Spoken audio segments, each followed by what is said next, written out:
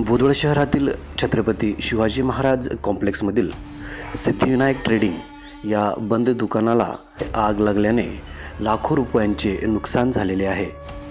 बोदवड शहरातील नाळगाव रोड परिसरामधील सुहास पाटील यांची सिद्धिविनायक ट्रेडिंग नावाने दुकान असून या दुकानामध्ये कॉस्मेटिक आणि अन्य साहित्य असे मिळून लाखोंचे साहित्य आगीने जळून खाक झालेले आहे।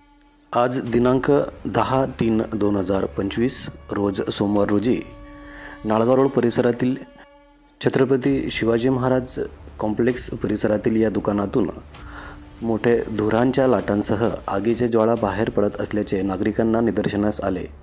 वेळीच त्यांनी शहरातील अग्निशमन दलाला तात्काळ दूरध्वनीवरून संपर्क करीत त्यांना येथे पाचारण केले।